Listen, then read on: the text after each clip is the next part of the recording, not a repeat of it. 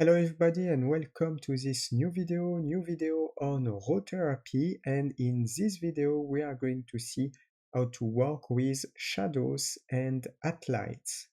You can subscribe to this YouTube channel if you like the content. First link on the description, the complete course RawTherapee is available if you want to learn this software starting from scratch with a course structure for photo organization as well as for photo editing. It will be on the first link on the description. You will see the models session, what you will be able to learn in this training course to perfectly master RawTherapee.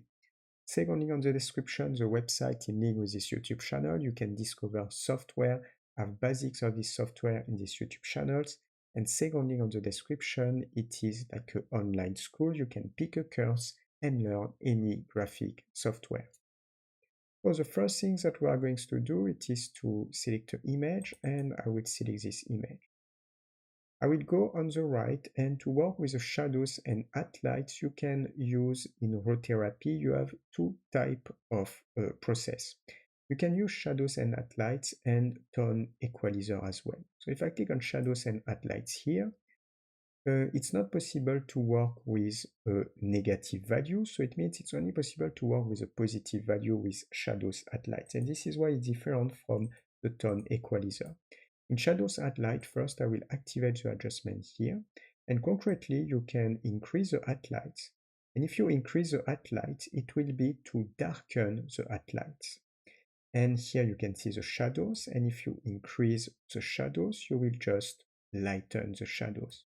Why? For a simple reason that in many images, in the process to improve an image, in many images, you can just darken the highlights and lighten the shadows. So this is why they propose this adjustment where you can just apply a positive value. So here, for example, this one and this one. I will show you after with another example just like that. After, if I reset the parameters, clicking here, you can darken the shadows, darken the highlights, and after you have the highlights tonal white, so you can accentuate a little bit this one, and thanks to that, you can dragging and moving, and you can drag a little bit the highlights in the fact that you will reduce a little bit the effect, and as you can see, you will recuperate some shadows on this area, just like this. So this is a little bit the difference. If I increase the shadows just like this, it will lighten my shadows. And for the shadows tonal wide, I can just extend a little bit with this one. And the radius is just the way to extend about when you have the contrast between the highlights and shadows, you can adjust the radius, but we don't use this too much. Concretely, you need to define an image first where are the highlights in the shadows. And here on this image, it's pretty simple. The highlights are located in the sky area, so the highlights are here. And the shadows are located in this work area, the shadows are located here. If I'm using the tone equalizer, I can click on this area, activate. It's a little bit different because you have a cursor shadows, and you can concretely on the shadows lighten, but you can also darken the shadows, and you can see that on this area.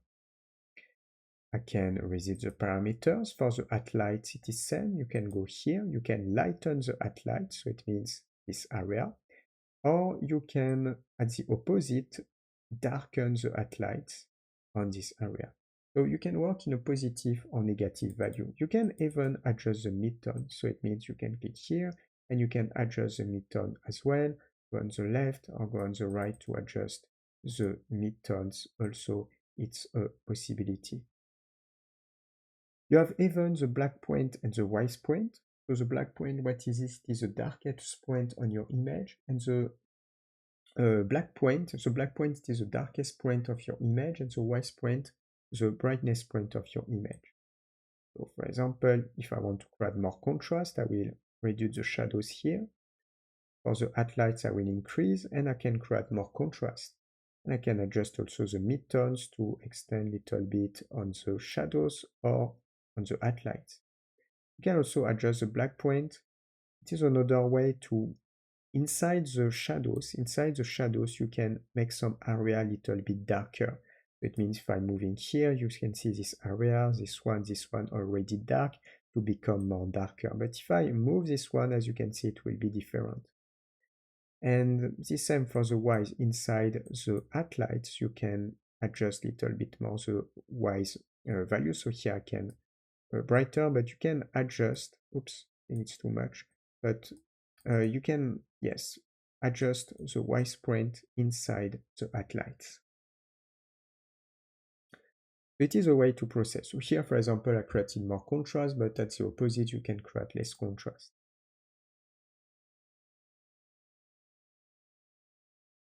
I'm going to show you with another image. So the other image will be this one.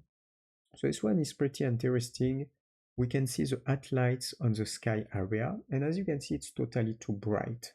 And we can see the shadows on the river area and this building area, and it is too dark. So concretely, we have too much exposure here, and we have not enough exposure here.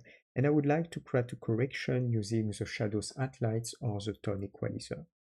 If I select the shadows highlights, I can activate the adjustment first here. And I can use the two. So for example, if I use highlights, as you can see, it is exactly what I was saying. You can only darken the highlights, so it will darken my highlights here. And if I use the shadows, it will lighten the shadows. So if I go here, it will lighten this area. You can adjust a little bit with the radius. The radius can allows you to create a better transition between the highlights and the shadows, because if I'm using 40, as you can see, you have the feeling to have little bit too much light here. It's not pretty good, and you can increase the radius to adjust little bit this type of transition. And as you can see, I can recuperate a right balance between this area and this area in a simple way using the shadows highlight. You can see before, after, and before, after to create a correction. The shadows highlights adjustment as the tone equalizer adjustment are the first adjustments that you can use when you work on an image. First things to do, you can focus shadows highlights to have the right balance, and after to do this work, you can continue with, for example, contrast, exposure. After that, you can continue with the colors adjustment. After, you can continue with the details adjustment. After, with the effect adjustment. But you need to have this logical process, and this one is one of the first that you need to use, if it's the first to use. But I can do the same type of thing also with a tone equalizer. So I can activate the tone equalizer here. It's just that, for example, in the highlights, just here, so on this area I lighten, and this is not what I want to do. I want to darken, so I will go on the left, and I will darken using this one. And I will go in the shadows, and here I will darken. This is not what I want to do. I want to lighten, so I will go on the right, and I will lighten this area. But as you can see, the render is not pretty good like when we use the shadows and highlights adjustment. Even if we can adjust the midtone, and the midtone can be pretty convenient, because if I just use the shadows, the highlights, but I keep the midtones at 0, it's a little strange about the render. So in this case, I will move a little bit the midtones also on the right to make something more interesting.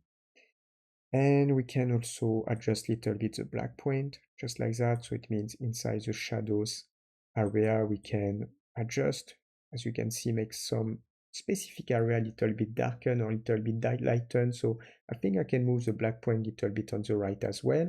And for the Y's, I can maybe move a little bit also on the left to follow the highlights value, just like this. And you have also a pivot and a regularization. We don't use this too much. You can adjust a little bit, as you can see, the transition between highlights and shadows, and you have even a regularization. The regularization can allow you to recuperate in some areas some light. So if I take a look about the river, we can recuperate a little bit contrast, little bit light only on this shadows area using regularization. And as you can see, you can recuperate some contrast here or decrease the contrast here. Sometimes it is convenient, you can recuperate a little bit on this area. But it's just an option for the regularizations. If I just click here, you can see the difference before, after, before, and after. So we can recuperate the right balance. In this case, you don't need to use the two. So you can use whether the shadows at light, whether the tone equalizer. Generally, it's whether one, whether another one, and it's enough. You don't need to use the two at the same time. So we are going to stop here for this video. If you like this video, subscribe to these YouTube channels.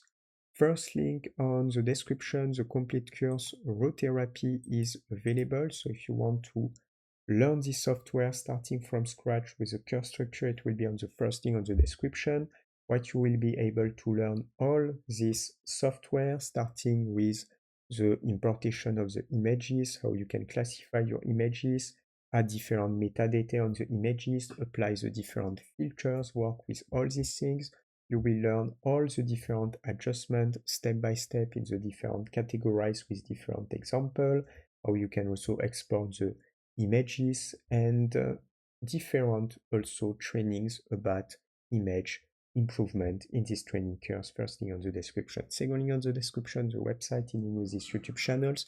You can discover software on these YouTube channels, have basic of the software, and second link on the description, it is a summary of all the graphic courses available.